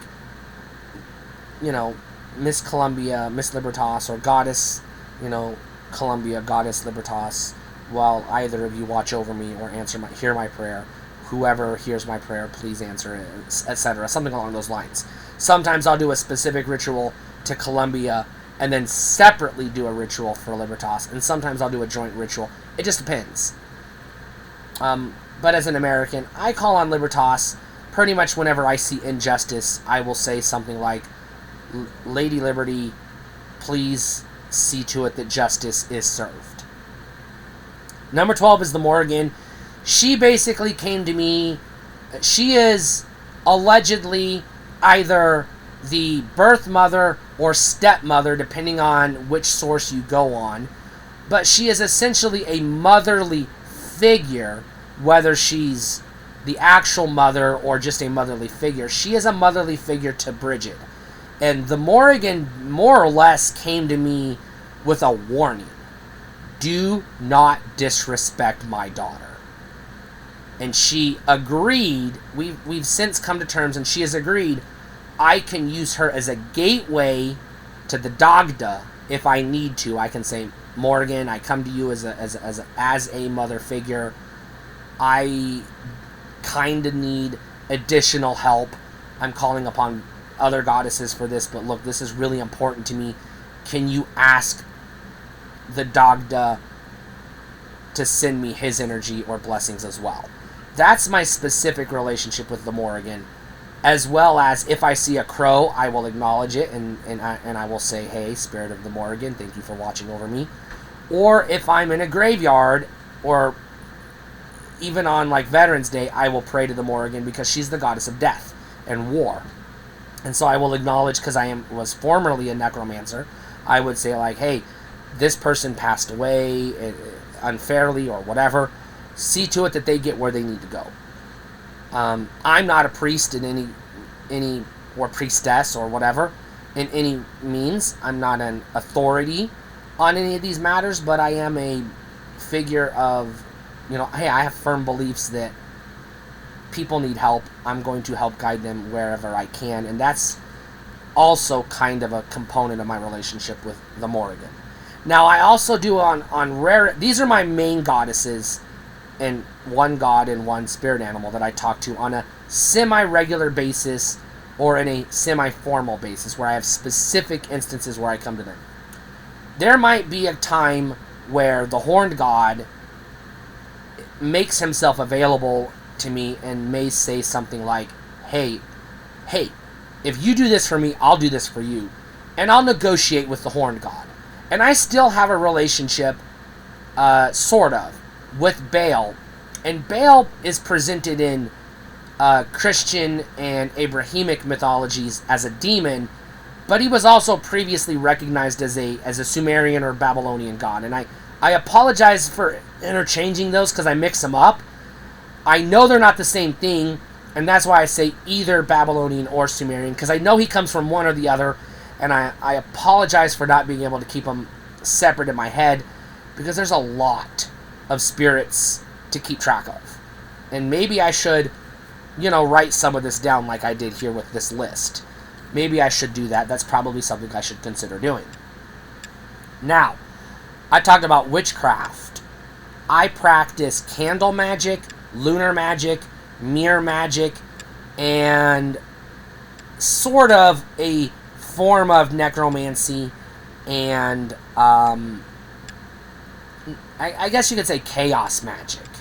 Now, I identify as a chaos witch, which I'm going to go into detail in a separate video, my very specific beliefs, practices, spells, and rituals, and other things that I do in the supernatural and religious context. So I will do that. That's going to be a separate video. That's going to be a long hour to 2 hour long video as well, because I'm going to go in depth. Very, very in depth. Now, I will occasionally talk to Baal as well. I mentioned him. I brought him up because he was a big part of my life growing up. He's always sort of been floating around. And my relationship with Baal is sort of, I know who you are, and I have a very specific use for you. I know you're good at. Will you consider doing this thing for me if I do this thing for you? And 9 times out of 10, he'll comply. On a very rare occasion, he won't even respond, or he'll say something to the effect of, I don't want to be bothered right now. go talk to don't bother me, talk to somebody else. Because he has his, his reasons too. Now, I'm also going to get into the various planes of existence or dimensions and where the different gods and spirits come from, because I do believe there is a source and an explanation for how all these different religions and pantheons can coexist. Now, I have not ever called upon any god or goddess outside of those pantheons that I've specifically mentioned. And the reason why I mention the pre-Israelite Middle Eastern religions, the Babylonian and the Sumerian religion, I do not have any ties or connections to Zoroastrianism at all. But I do acknowledge that the Israelites, and by extension Christians and Abrahamic religions, did get their original source from both the Babylonian, well, all three, the Babylonian, Zoroastrianism, and the Sumerians, as well as other religions in the area. Those are the three main ones, but they also borrowed from the Egyptian religions as well. So I acknowledge that within the religious heritage of my upbringing, my cultural religious heritage, I have a very long road tying me back to those Middle Eastern religions. And because I have a working relationship with Lilith, I also understand that the other pre-Jewish Israelite, Sumerian, and Babylonian gods come from where they come from. They have sort of their own thing. But like I said, Lilith is more willing to work with me because I'm transgender and I'm a witch, and I have sort of practiced taming demons and succubi and imps as pets in the past. And as the queen of and mother of demons and imps and other, infernal creatures, she is the one I go to for guidance and permission to do so. So I will sometimes be like, Lilith, and I'm paraphrasing because I don't want to call on her right now. I don't want her to be listening. I know she's listening, but this isn't a specific prayer to Lilith. This is an example. Sometimes I'll say, Lilith, I would like to have an interaction with an imp. Would you be willing to send an imp to me so I don't have to perform the ritual to summon said imp? Would you be willing to send it on your own accord in the context that I would like to ask it some questions and maybe ask it a favor if it's willing to do so? And sometimes she'll say yes if you do this for me, or you know what, I don't think so, or I don't have the time, or I don't have anything available right now, try again later. She has been willing to send me imps, succubi, and I will just say chaos demons in the past. I'm using the term chaos demon loosely because I don't know if that's specifically what they're referred to as, but that's the word I use based on my limited understanding of where they come from and what they're after. Now, I am going to talk about in the second video way more about what I mean when I say I'm a chaos witch and how I define chaos magic in simplest oversimplification terms, like cutting out the fat and getting to the lean, mean, just the bone of it. Chaos is the natural order of the universe. Everything in the universe is in chaos. Stars just randomly explode for no reason. Asteroids and comets and planetary bodies crash into one another, crash into other planets for no reason. Stars collapse into black holes or turn into supernovas for no reason. Trees fall over dead for no reason. Earthquakes happen for no reason. People kill over dead for no reason, or get attacked by bears or lions or other predators or other humans for no reason. This is the natural order of the universe. Chaos is the default of the universe. Law and order and structure are defiant to nature. And so I practice chaos in the sense that I recognize that shit happens, there ain't a goddamn thing you can do about it. That's more or less way oversimplifying what I mean when I say I'm a chaos witch.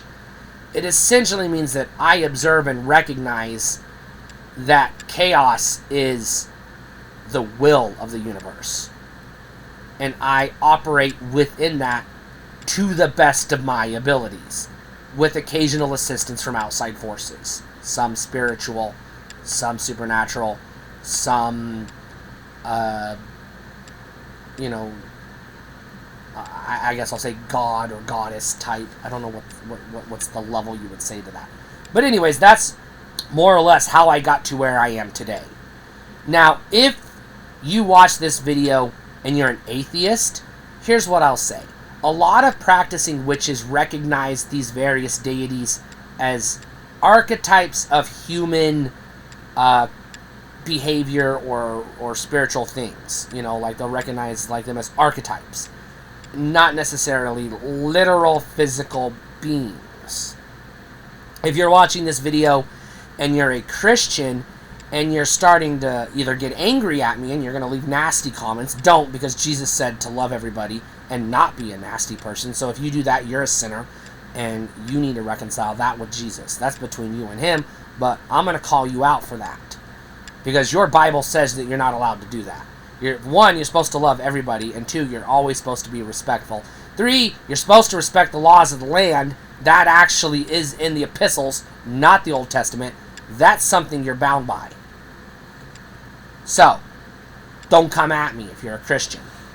Three, if you're watching this video and you're a pagan of any practice, heathen, or, a dodecatheist, or maybe you're a, a neo-pagan or Wiccan or whatever, I would like to get your understanding of this, of the things I said, how I got where I am, and what you think of what I've said.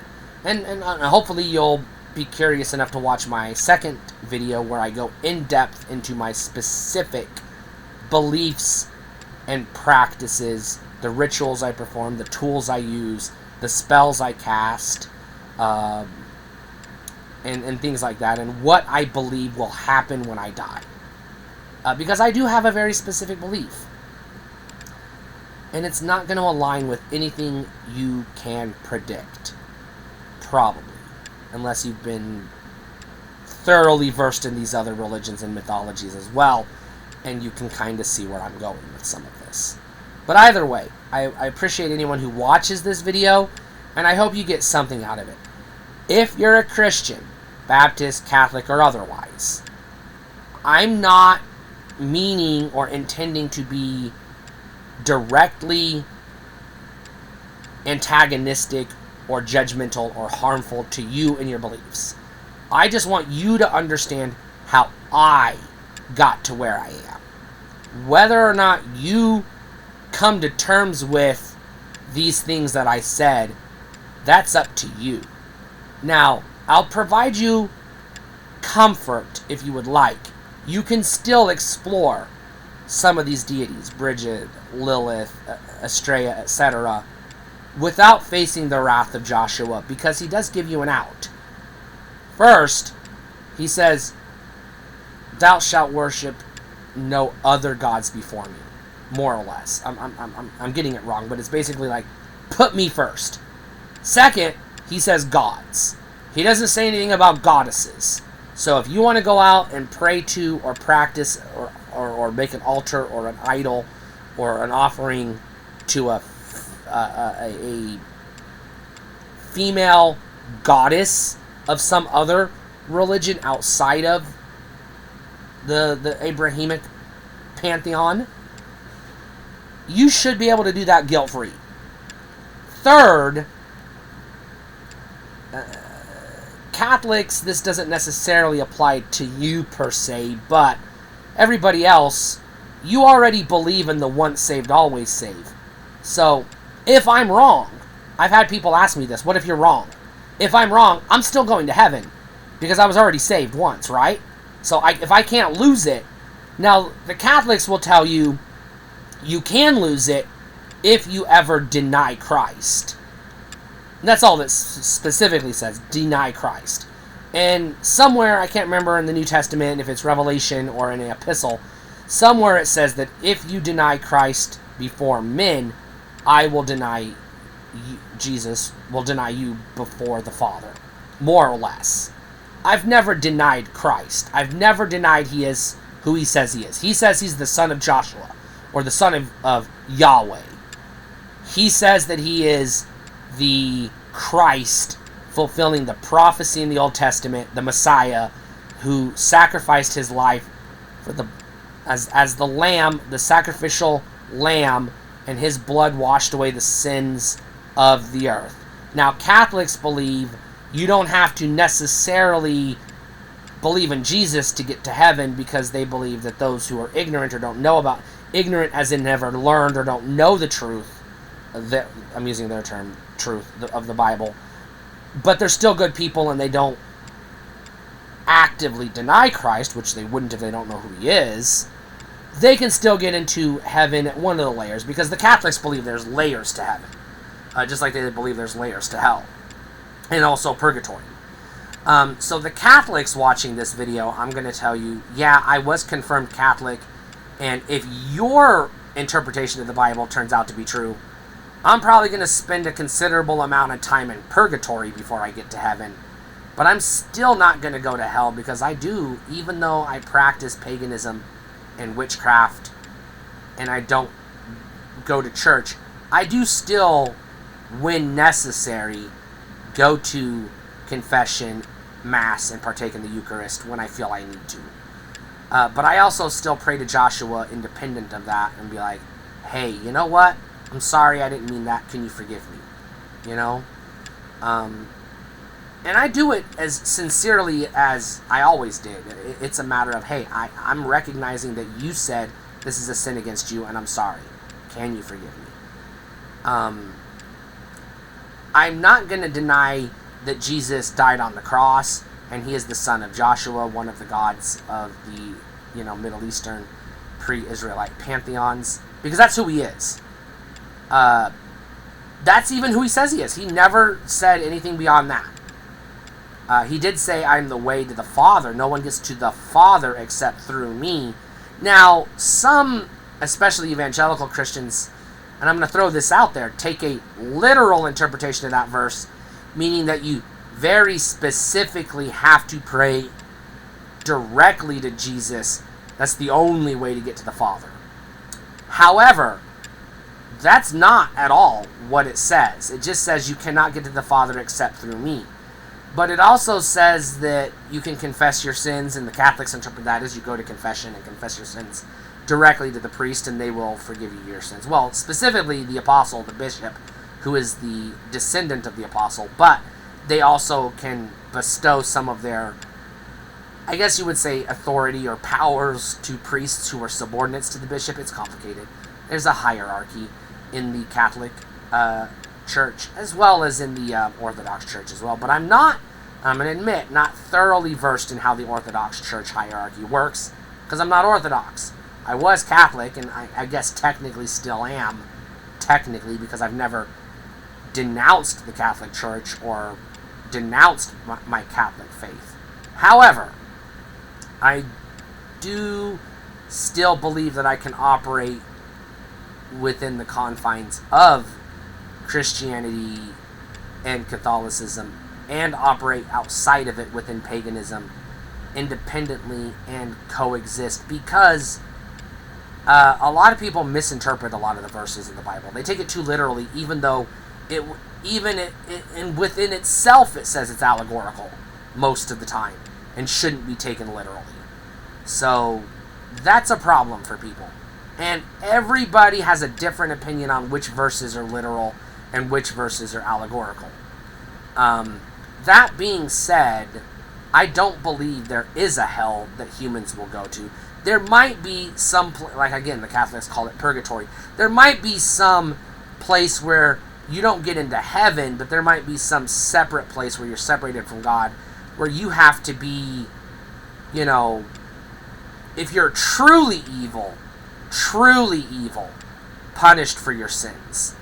But it's not a matter of if you didn't say the magic words, you're going to hell. It's a matter of if you're a truly evil person, you will be punished. But hell and the lake of fire, I believe, is only one of, I'm going to say, infinite planes of existence. And that's my beliefs. And that's where I stand today. At the end of the day, we could all be wrong, and when it's lights out, and there's nothing you can do about it because you don't get a say in it. Because the electricity in your brain stops flowing, and you no longer have a consciousness.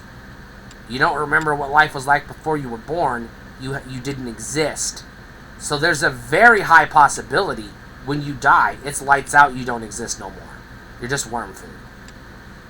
I don't know if I necessarily believe that, but it could very well be.